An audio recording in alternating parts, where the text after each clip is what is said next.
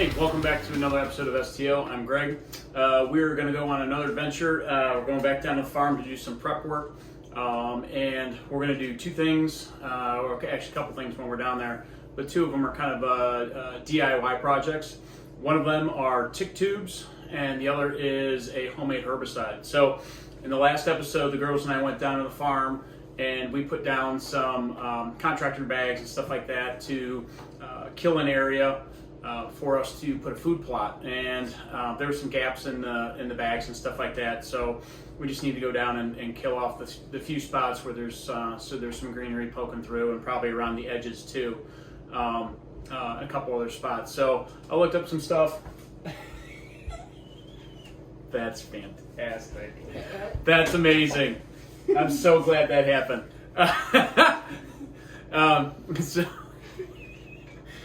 So we're gonna go down and pull it back together, Greg. You can do it.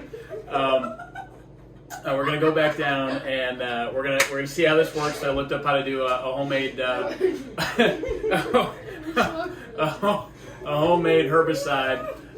It's white vinegar, salt, and dish soap. And then the other thing is for the DIY tick tubes. You need permethrin.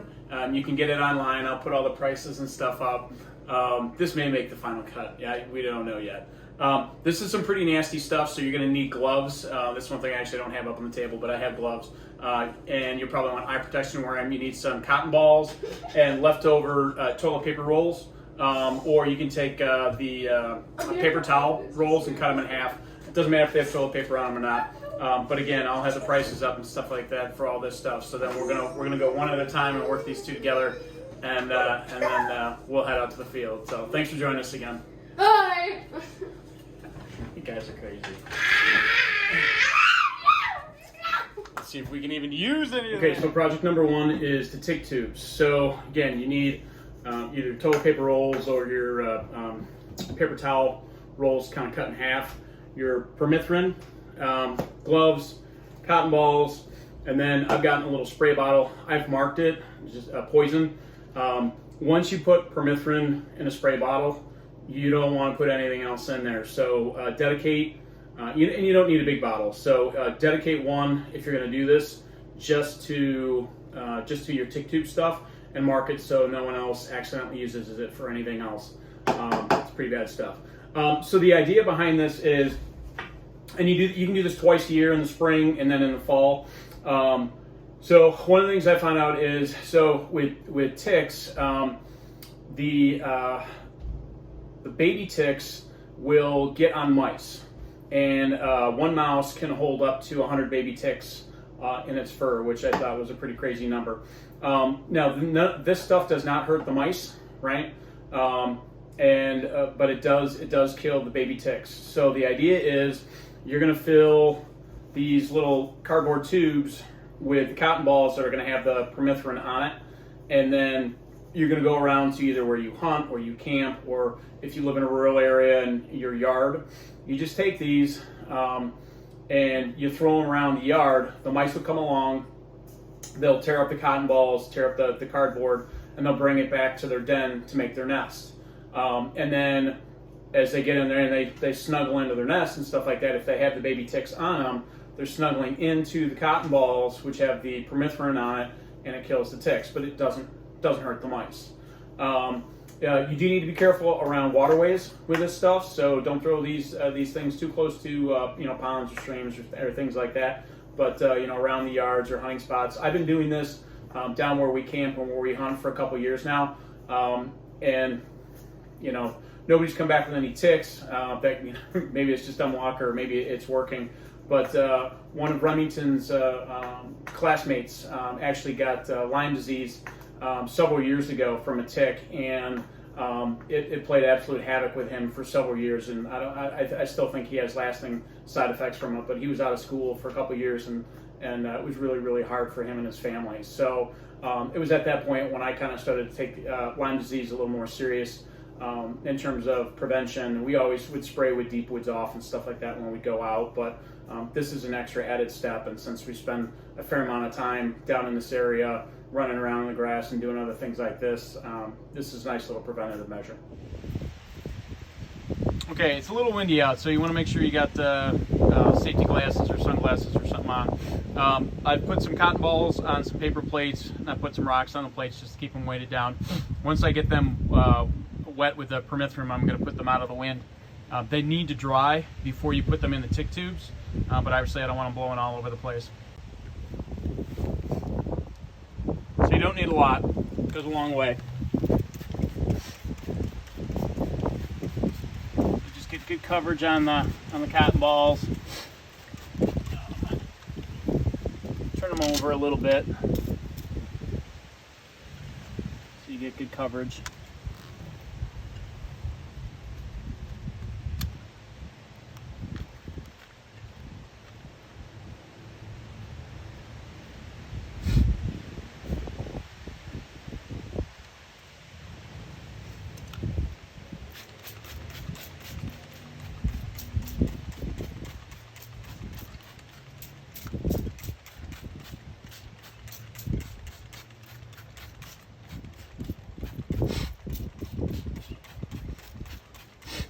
Okay, so that's all you really need. We'll stuff the tick tubes a little bit later after they're dry, and then put them in bags and get them ready to go. Again, I double gloved for this. I always recommend when you're wearing gloves like this, if you can, when you take them off, if you're not familiar with PPE, if you double glove, grab the inside out and pull off so the dirty part of the glove goes on the inside. Right? And that way you're not cross-contaminating other objects. Okay, so our cotton balls are dried up, so now we just got to put them in the tubes and stuff them. We're going to two different places, and where I'm going to throw them. So I'm actually going to make two different bags, and that way, in terms of cross-contamination with gloves and stuff like that, you know, once I use one bag, I'm done with it, and I don't have to worry about it, and then I can use the other one when I get there. It's just being a little more organized in the field when I go in. So you just shove them in like that, nothing special, and then I put them in just regular Ziploc bags, and then we'll throw them in the woods when we get down there. Simple as that.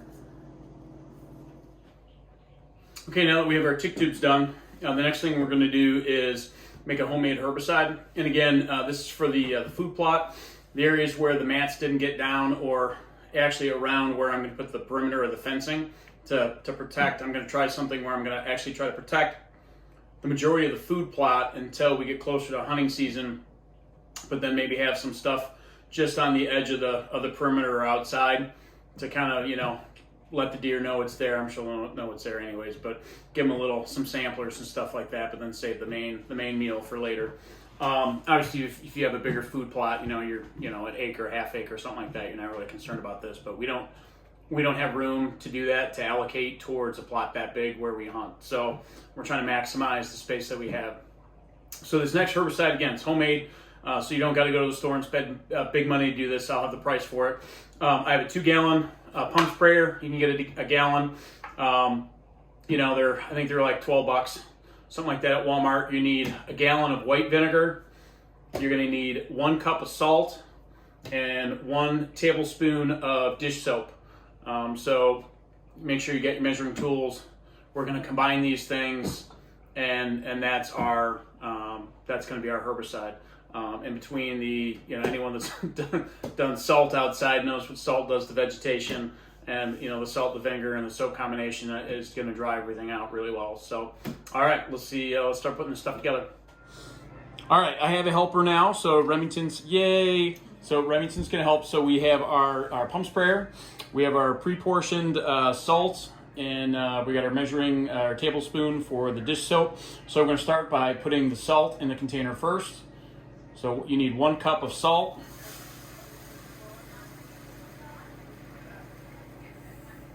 All right.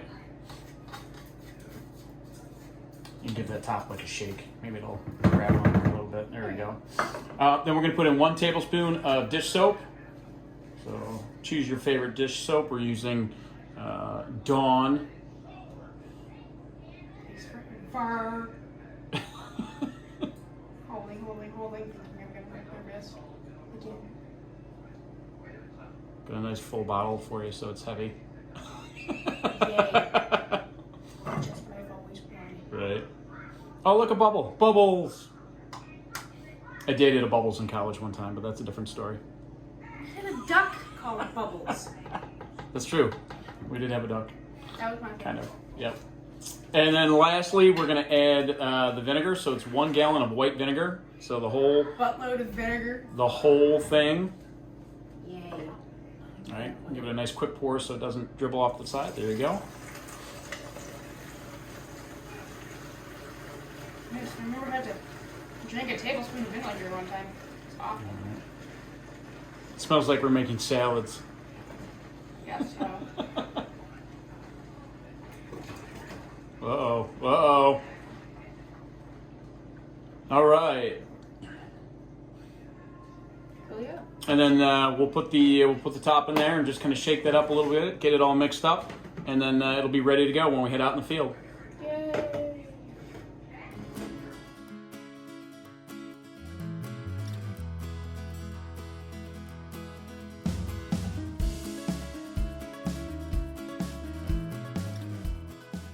Okay, so a couple years ago, I planted, they're called strawberry ice cream bushes. Can't remember their Latin name, but you can get them again at nativenurseries.com. They recommend that you fence them and protect them because the deer will browse them off if you don't otherwise. But when they grow up, they have little, real bright orange fruit. It's real small. Birds love it, turkeys, upland game, deer, all that kind of stuff. So I planted a couple of these in a couple different spots. There's a couple in here. We're going to clean this up a little bit, remat it, and plant another one because there was one that didn't make it. And then spray our, bless you, spray our herbicide around here to kind of keep some of the competition down. So we'll do that now.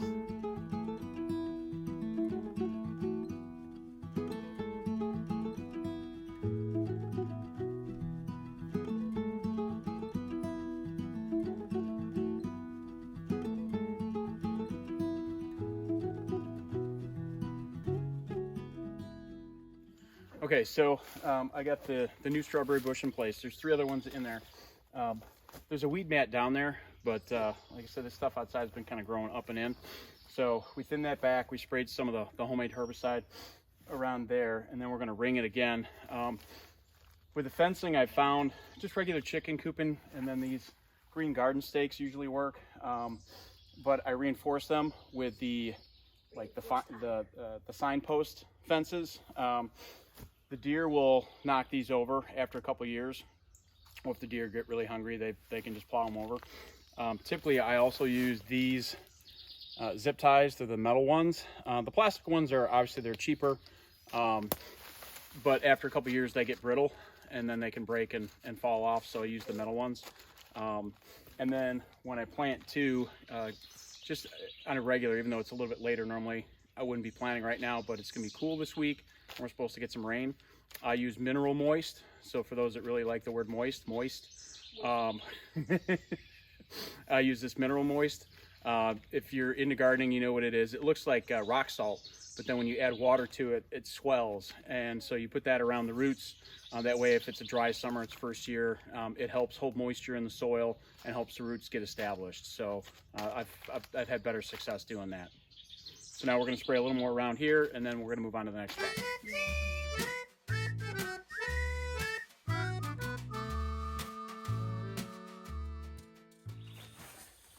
Okay, so we've returned. The majority of the mat's in pretty good shape.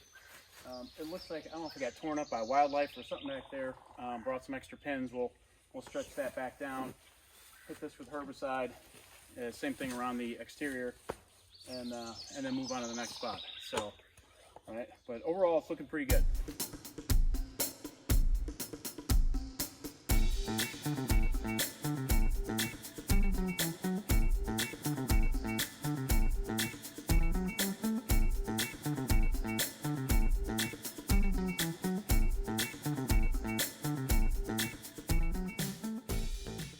Okay, so we got it all sprayed down, and the girls and I were discussing maybe we need 2 gallons next time. It was just kind of enough, but if we really want to get a good soaking, probably 2 gallons would be better. We're going to head over to where the stand is. We're going to start throwing down our tick tubes, and here, and then over by the pond where we camp and stuff like that, and then we can goof around a little bit and have lunch and be on with the day. Okay, all right, so we're by the stand, which is behind us, and I also put my ground blind right over there. So we have our tick tubes. So I'm just going to take these, and you just throw them around anywhere, and the mice will come get them and do what they do. So Fun. It's as simple as that.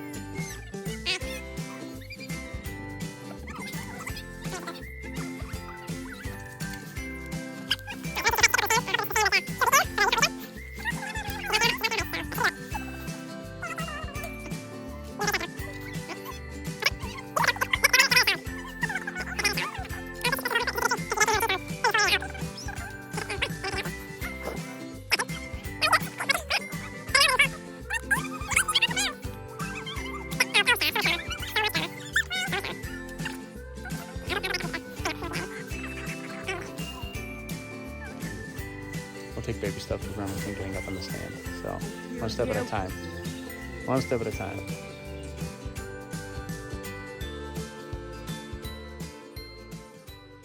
All right, this is where we camp and hang out. Spend most of our time when we come down here. So I got my last bag of tick tubes. So I'm just gonna walk around, throw these around. I'm also gonna check on the sunflower seeds. And man, it rained, and the pond came way up from when we were down here a couple weeks ago. So should be it's gorgeous, absolutely gorgeous. All right, this tree tube right here, we have a this is a wild pear from Native Nurseries. It's only a couple years old, but it's doing real well. It's already probably about close to 7 feet. And here's the area of tilled ground. We don't have access to most of it. That's why we just planted the sunflowers on the end here. The rest of it has another purpose.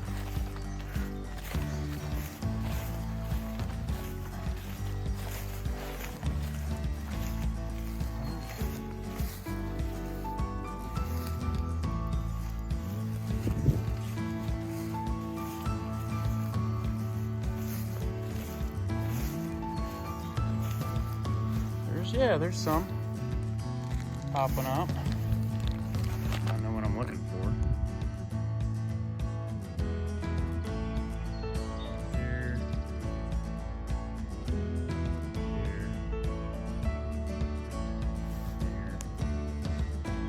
All right.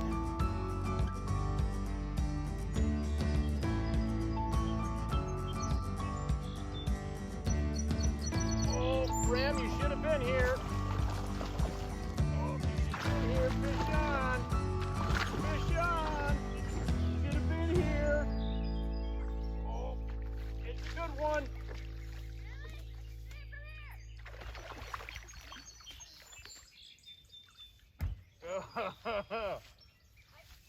You don't catch anything unless your line's in the water. Oh, yeah! Look at that! Look at that bass. Oh, just lipped him too. See that? Look at that. I can see it. Right? That's a nice one. That's a 3-pounder. All right. All right, they're there. Go get bigger. Go eat more.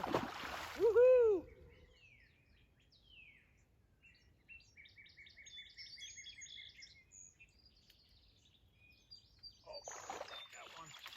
Got another one. Yeah, crappie. Got a nice crappie.